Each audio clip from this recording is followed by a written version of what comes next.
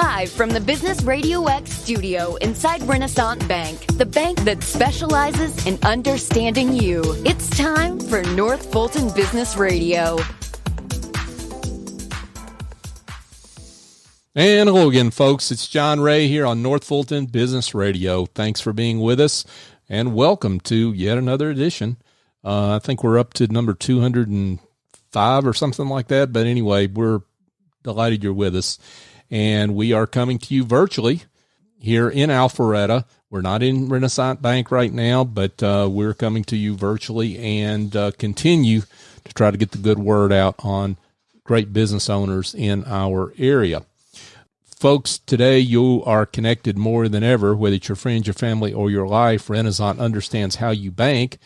They've got mobile banking services, and they've got offices where you can speak to real people with real answers. You cannot go in those offices right now without an appointment, so call ahead, get an appointment, but you can go through the drive-thru at any time. So check out Renaissance. You can go to renaissancebank.com for all the updates that they have for their 190 convenient locations throughout the South. So check them out. They're great folks. Renaissance Bank, understanding you, member FDIC. Now I want to welcome Paul Knowlton. Paul is the founder and attorney with Ubercounsel. Paul, welcome. John, good morning. What a pleasure to be here. Thanks for inviting me. Absolutely. It's great to have you here. You have got a fascinating background that I wish you would share some highlights with our audience. Well, thanks. I appreciate it. I will. I have the good fortune of starting out in the construction field as almost out of high school, and that led me to college later on and graduated as an engineer. Worked a good number of years in construction as a construction superintendent and project manager. Finally, wound up working with Georgia Pacific as a forensic engineer. Sort of think of construction CSI, something goes wrong. How does it get fixed? Or what went wrong and what do we do? Wound up meeting a lot of lawyers out there on the construction site when they're trying to figure out who to sue, right? And I thought, well, they got me outgunned and they got me outclassed. I need to go to law school to figure out what they know that I don't. And as I come to find out about midway through my first year at law school, they don't know more than I did. In fact, they were afraid of me. I was the construction expert, right? Sure. I'm in law school and I'm moving forward. I assumed I would go right into construction law because I know the business, I know the work. I've been in that world for some time now and been successful at it. But it turns out intellectual property was real hot in early 2000s, about the time the internet was so bubbling up. And everyone directed me over to intellectual property. So with an engineering background, I wound up graduating law school and working in intellectual property work. So patent, trademark, copyright, that kind of work. And I enjoy the law. I enjoy the law a lot. What was interesting, though, for me is as busy as I was as an attorney, I've got this passion for family. I've got passion for family in crisis. I have a passion for journeying with family and helping them get to the next spot. Because if anything is universal, it's family, right? Good, bad, or just difficult, whatever Sure. it looks like. Family is it for us. So I've had so much pro bono work, doing divorces, foreclosures, adoptions, immigration, you sort of name it, right?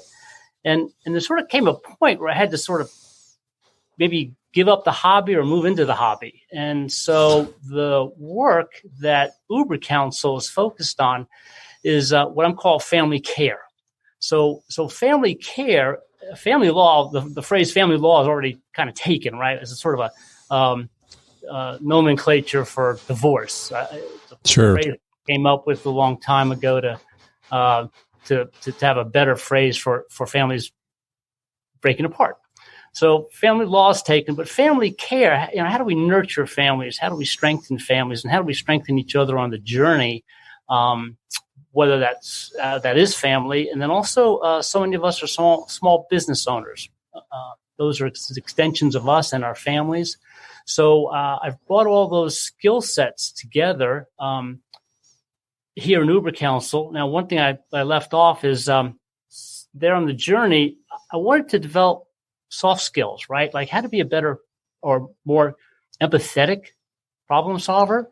So I about 15 years into my practice, I started a Master of Divinity program here at Mercer University. They've got this, I had no visions of going directly to ministry, but they have this pastoral care and counseling program. And there we took a lot of counseling, therapeutic counseling classes, active reflective listening, these ways to connect with people. And I want to do that because often my clients I meet in times of crisis, right? I meet them when they're struggling to figure something out or just problem solve. But there's always emotion and feeling behind that. In law school, you're taught to put that in a separate box and set that aside. But really, that's what motivates our people, motivates us. Sure. So you need to figure out. I want to figure out how to work with that. So I think if you look at my resume, it's like, wow, when will this guy grow up, right? When will he stop? When will he settle down? But that's not the case. We're meant to grow. We're meant to mature and meant to just go further, right? Yeah, absolutely. Now, Paul, a lot there. I want to, I guess, dive into something you're pretty transparent about, which is your own background. And really how that informs how you look at what you do today, because you're admirably, awfully transparent about what led you to your to your journey. I am now, not used to be, but I am now. So I'm the oldest of 5 kids. Mom is an immigrant from Cuba. She arrived in the country decades ago. And Dad is a federally convicted felon. He that was his background. So we had a little bit of maybe a mismatch up there in their marriage. Unfortunately, Dad was he was dangerously handsome in a Don Draper kind of way, and Mom was she was very attractive. So I could see why they were attracted to each other, but they had a hard start getting going. The families didn't approve of the marriage, and they had 5 kids pretty quickly. So when our family ran into crisis, neither side of the family wanted to help out or decided they couldn't help out. And so we wound up in foster care, the 5 siblings. So I know that desperate and soul-scorching crisis of family being torn apart. We were apart for about 10 years while the siblings were apart. We did come back home. We've got a wonderful story of restoration and redemption and family being reunited. And my siblings and I are as strong as, I'll use the air quotes, normal family, Right. And I'm absolutely proud of each one of them. And we've worked hard to bring our family back together again. Mm-hmm. And it is, we're enjoying family. I've got nieces and nephews. I've got a wonderful daughter myself. It's all has worked. Not without bumps in the road, not without mishaps. But when I meet with a client now, whether that's a family law client, if that's someone who wants some pastoral counseling, somebody who's in professional development or coaching, I don't know exactly where they are, but I got a pretty good feeling where they are, just having lived through these kinds of challenges. Yeah, that's awesome, and it's as we were talking about before we came on the air. And people are looking for real stories that they can connect with, and you offer that, and that's really impactful, I think. So it's a story I've run from for years, John. You might understand. Sure, of course. Story of a family. You can look at it very critically as a family in failure. Why did this immigrant marry this convict? Don't they know better? What were they thinking? Why have 5 kids within 6 years. It's lots of reasons why I ought to not have done something. Mm-hmm. But when you realize that, we're all on journeys, and we've all got some suffering that we've experienced, no matter who we are and how good it looks on the outside. I'm wearing a very nice suit right now. Things look very good from the outside, but it has been a journey that I was made aware that I need to share, and it really, I guess that was part of the divinity program there in seminary. People, when I opened up about this story in a pastoral care experience, people were just sort of, stunned silent. And for me, stunned silent as a kid was always rejection, right? You just needed to now be quiet and disappear. Mm-hmm. I think they were so surprised that I had that background that they really encouraged me to start being transparent about that. Spoke to my siblings and parents about being transparent about this experience and how it might benefit others, and they were supportive. So I've been less shy about hiding that story, and I found that it resonates with people who are somewhere in their journey struggling, and they can see that there's a better outcome on the other side often. Yeah, and there's an example in that you provide for all of us in whatever our wherever we are in our own journeys, but certainly for your clients in family law that, as you say, are going through very stressful, traumatic, heart-rending times. I think you said soul-scorching times. That's so appropriate, such an appropriate term. You provide quite an example, because that's offering that up is healing in some way, right? I have found it to be healing, and I'd never make, of course, my clients' issues about me. Sure. It's when the time's appropriate, right? It's when you're counseling someone, it's time to take a little bit of a step forward, test the water, see if they're receptive to reaching out in an empathetic way. And I have counseled clients that were sure and determined that they were going to get a divorce, and years later they're still married because they just needed to work through what was their fear, why were they really at each other's throats. It probably had little to do with the relationship. It had more to do with outside stressors. In law school, unfortunately, and there's reasons for it, but we're taught to keep clients at a distance, right? We've sort of got to keep them at arm's length emotionally, and not dive too deeply into what some feelings or motivations are, and stay focused on the legal aspects. But you can't slice and dice people that way. We come in as a whole package. Some of it's neat, some of it's messy. And so when a client recognizes that, your lawyer's been through some journeys too, and they can empathize, then they're willing to open up a little bit more. And what's neat about this is when they open up a little bit with their feelings, then, and here's a strategy I use, I connect feelings to needs, and then needs to strategies. I don't start with strategies. So often we want to jump right to strategy. What's the solution? What I want this, I want that, I want the house. He can have the damn car. I don't care. Right. The strategy, but does the strategy really fit the need? No, the strategy is usually out of anger. If we drop back, figure out what's the feeling, connect the feeling with the need, then the need drives the strategy. And because that's healing, that's a healing approach. Otherwise, you're just paying lawyers to beat up on each other, which, even we get tired of doing after a while. So, wow, a lot there. But so let's go at this one way. Sure. I'm curious as to, was this a way you were engaging in your practice, your law practice, before you got your divinity degree, or did that really was that something that getting that, was that experience of going through that something that brought on this way of working with clients? I mean, how did that work for you?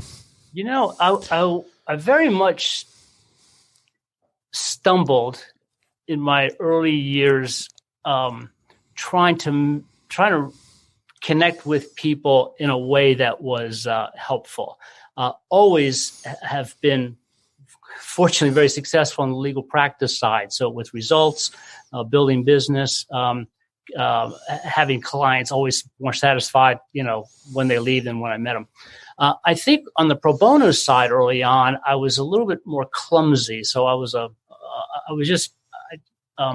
you sort of have the white knight syndrome, right? You want to go in and help somebody. Sure. And if you wind up doing more work than they're doing, then you're not helping, you're not teaching the fish, right? You just feed them for a minute. So even though those results were okay, I wanted a more of a sustainable model. And that's why I started in this program, because it was, counseling was involved and getting upstream of the issues were involved. So the MDiv really helped me clarify how to contextualize somebody's feelings and how to lead those feelings towards solutions, helping them lead and find their own solution. So the program was wonderful. I wish, it's 3 years. It's full-time, 90 credit hours, just like law school. And in a way, it's a different kind of law, right? It's a different way of dealing with creative problem solving. For me, the joy, the unexpected joy, has been able to integrate these two parts of me. So rather than keep them in separate categories, right, where I wear a lawyer hat one minute and a counselor hat the next minute, I want to bring these together because the client arrives as a whole person. They don't arrive in pieces. Sure. Right? Yeah. Mm-hmm. Yeah. So does that make sense? No, that makes perfect sense. Folks, if you just joined us, we're speaking with Paul Knowlton, and Paul is founder, attorney, counselor, both legal and personal, right? For Ubercounsel, his own firm. Paul, when folks come to you for family law, they're angry and frustrated a lot of times. And I would imagine for some clients, you're not really that attractive because you're trying to get them off their anger, and they don't really want to get off their anger, right? Because they're mad, and understandably so, maybe, depending on what the circumstances are about what's happened in their lives. Absolutely. And they may not be able to reconcile. Right. I'm not trying to divorce. Sometimes is the right solution for people. I'm not trying to absolutely save the marriage or insist anything like that. I just help them figure out with more clarity, is this really the road you want to go down, or are there other options?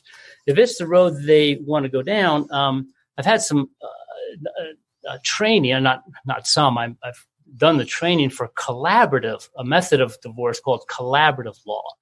So collaborative law, the intent there is have the parties sit down with their lawyers. The couple are represented by lawyers, but there's a four-way agreement, and the agreement is we're going to settle this matter, and we're not going to litigate. We're going to get to a solution that is satisfactory to everybody.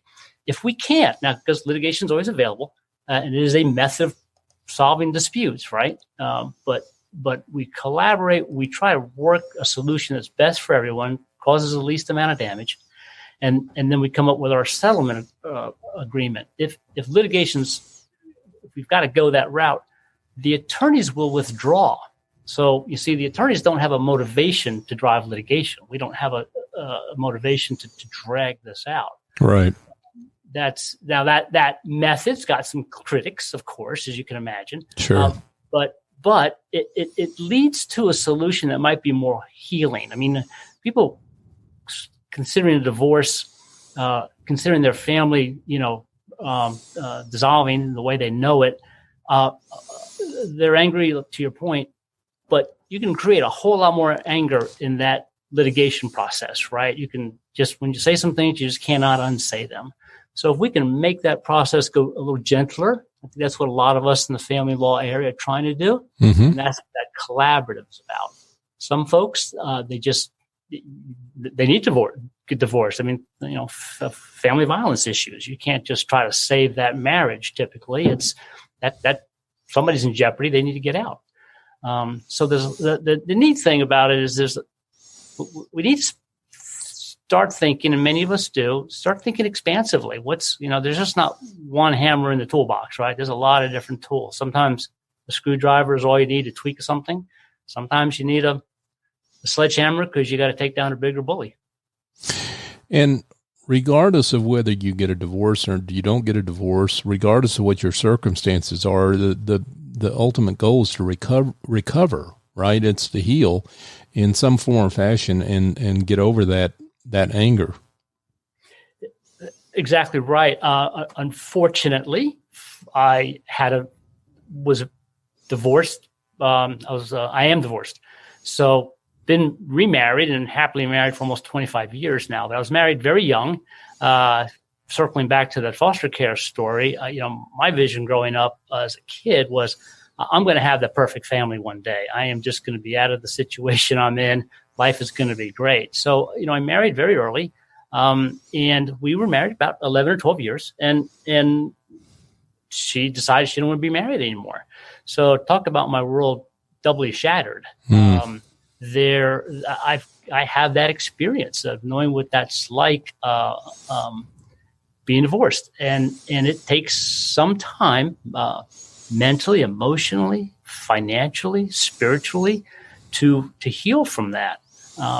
Wound up marrying cautiously. I was a little nervous, but about 5 years later, remarried, and it has been just a wonderful journey since. There is absolutely healing on the other side.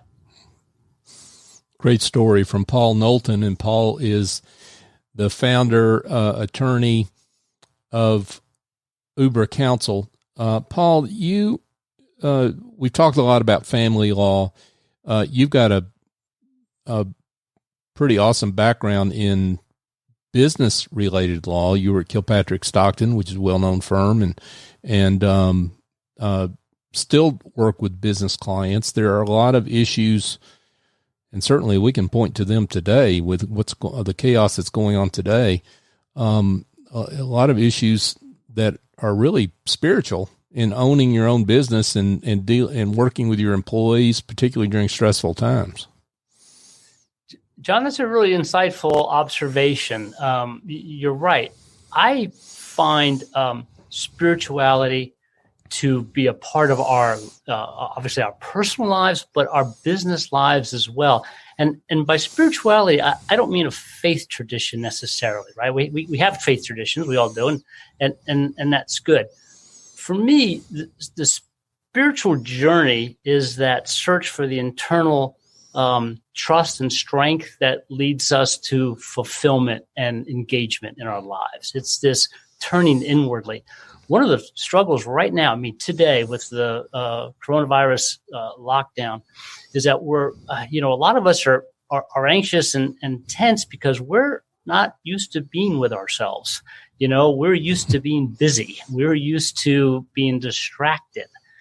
This is a painful time right now for so many people in a lot of different levels, particularly anxiety about the future. What is cash flow going to look like in our businesses? How am I going to recover? How am I going to get my clients back, my customers back? So there are a lot of stressful factors happening right now. For those who can, this is a good time for reflection and for searching for, are they where they need to be in their lives? This is the business of an extension of their best selves. But we all get it. We all learn first thing out of the gate as a business person. Okay, my first responsibility is to maximize profits, right? It goes back to Milton Friedman in the 1970s. That was the one social responsibility of an organization, to maximize profit. Well, what if it's not? Well, what if we absolutely have to have profit? I'm not stepping back from that.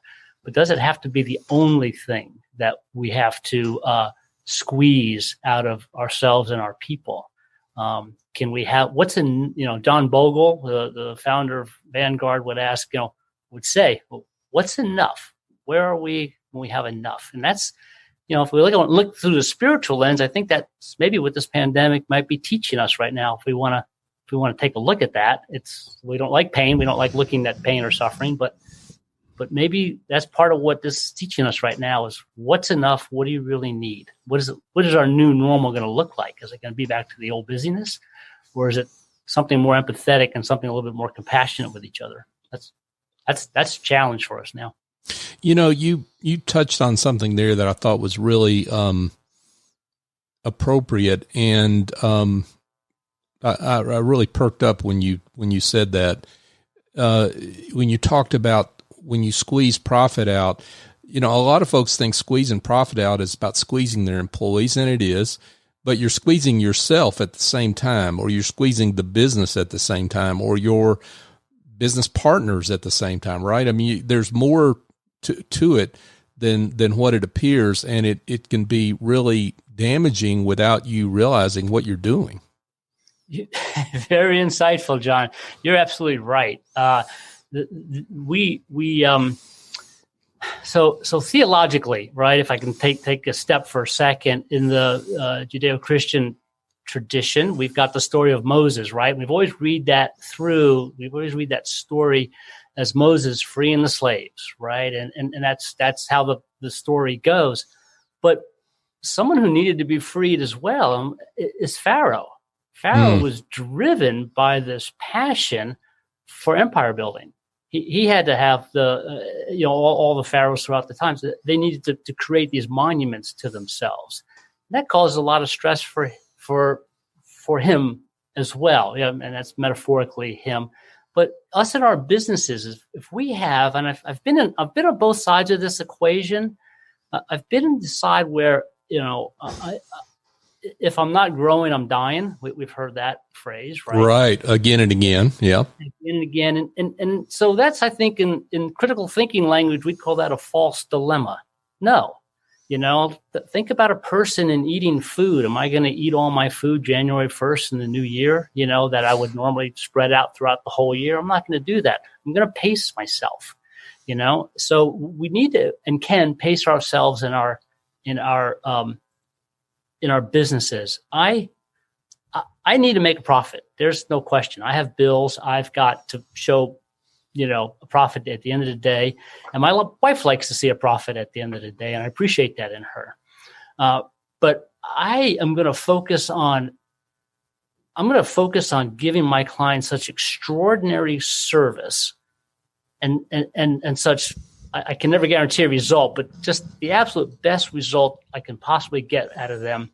And then I've got a marketer for life. I don't have to make more money to spend it on marketing to get the word out. I've got somebody who's going to do that, and I can't buy that stuff. Better I should try to get my 8 hours of sleep. I don't, but better I should try to get a good night's rest and take care of myself, because if I'm not healthy, healthy enough to do my work, it doesn't matter how much money I make, right? We trade our health in for our money, and then we wind up trading our money in for our health. How crazy is that? We got to balance it. This is great. I mean, I could go on and on, but I want to talk about what the kind of clients that you currently work with. And do you work with both family law related family issues as well as business, or how does that work for your practice right now?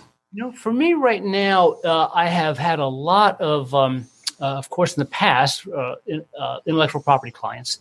I've shifted more and more over to a bit of a mix of family care and mediation, conflict resolution, and professional development and coaching. So I've got these 6 buckets of services, right? So if we just think about a meeting with your lawyer and kind of come to a solution with something, I have a first step, which is an evaluating and kind of crafting an action plan. I've got a second step, which is a family care. And that's where I'm getting most of my clients in right now. So I'll focus right in on that. So, we have to do adult things, right? Although we don't think of it too often, we put it aside. A lot of my clients right now are thinking about their wills, basic estate planning, right? So you've got your wills, you've got financial powers of attorney, and you've got advanced directives for healthcare.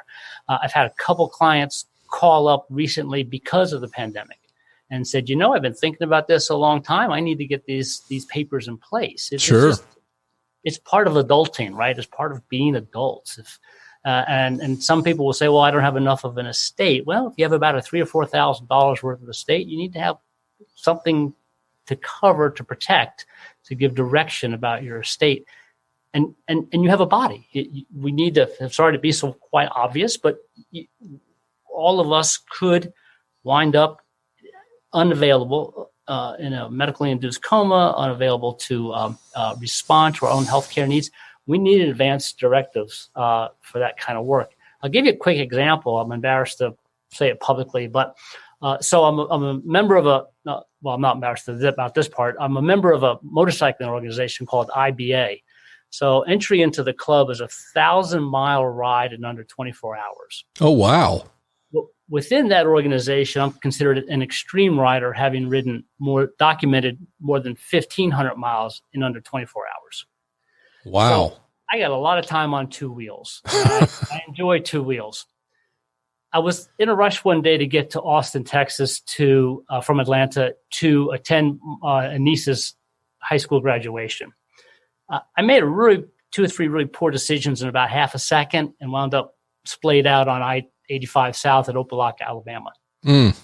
Miraculously, I got up and I walked away from that, thinking cars were about to plow me down, when in fact I'd been knocked unconscious. The cars had stopped.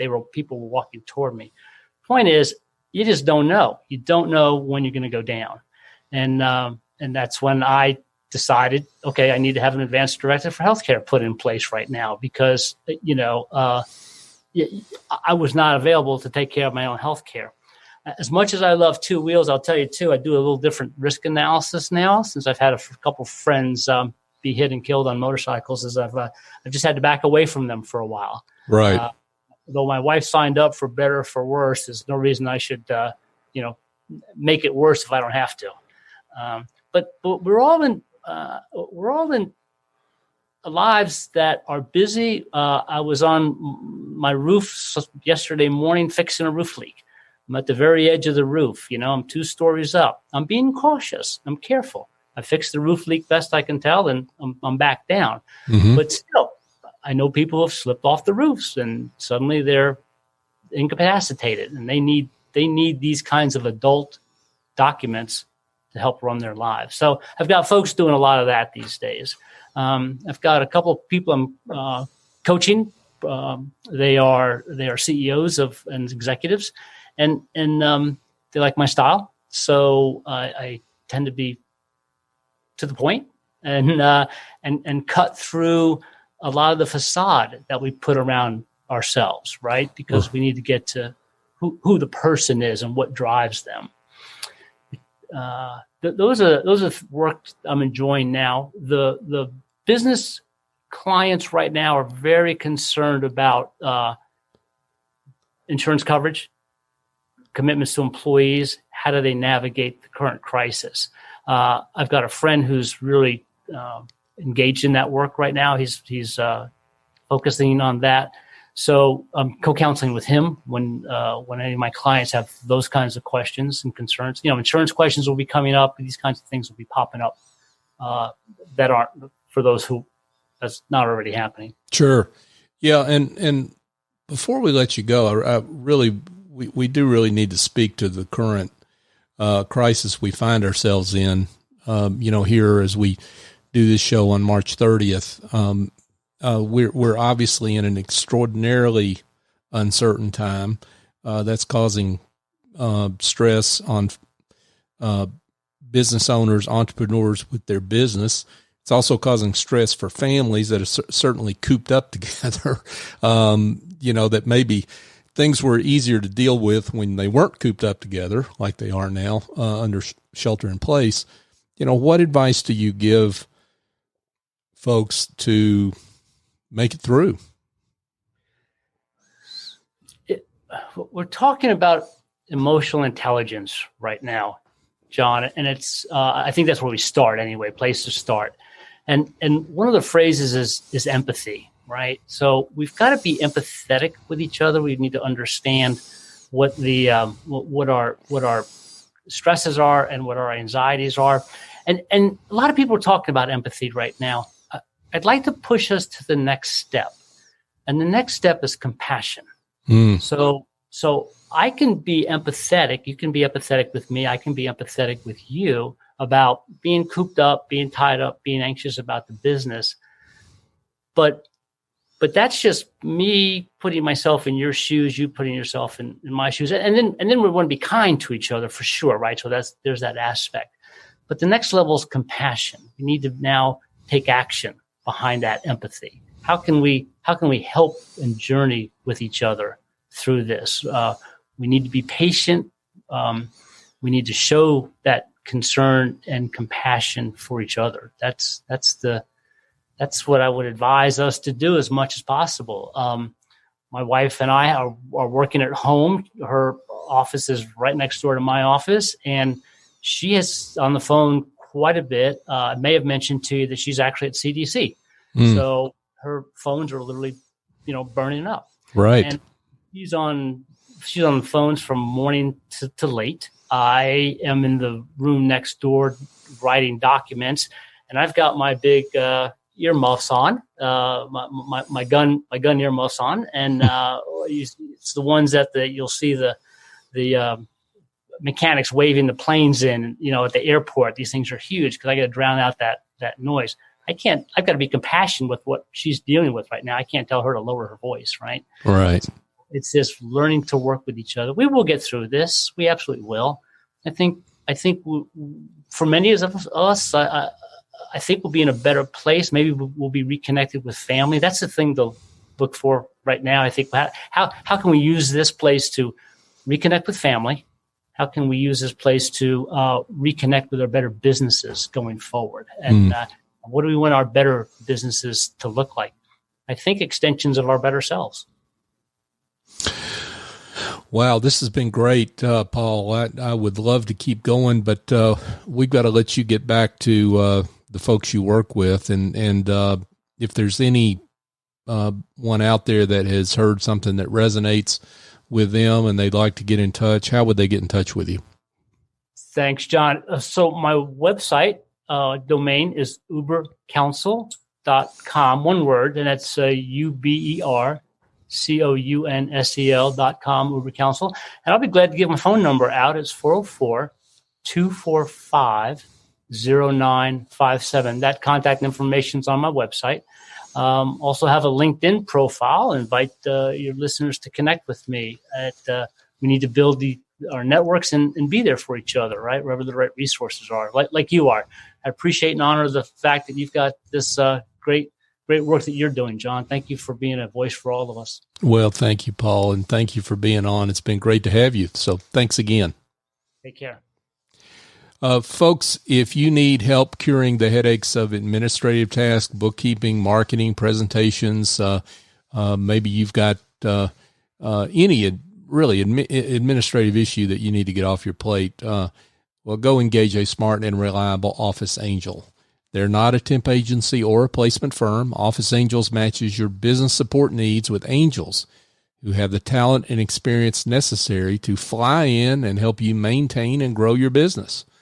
It's your terms, your timeline. They lend a hand when needed, and then they fly off when that job is done. They've always worked virtually, folks, so check them out, officeangels.us. Call Chief Executive Angel Essie Escobedo at 770-442-9246 to learn more. Folks, just a reminder that you can find our shows on all the major podcast platforms. That would include Apple, Stitcher, TuneIn, Spotify, Overcast, iHeartRadio. Do I need to keep going? we are on all the major podcast apps. And so check us out there. North Fulton Business Radio is where you can search for us there. We'd love it if you'd subscribe to our shows and like us and support the work that we do to try to get the good word out for great business owners like Paul and that are doing great work out there. We're also on social media, of course, LinkedIn, Twitter, and Facebook, North Fulton BRX. So for my guest, Paul Knowlton, I'm John Ray. Join us next time here on North Fulton Business Radio.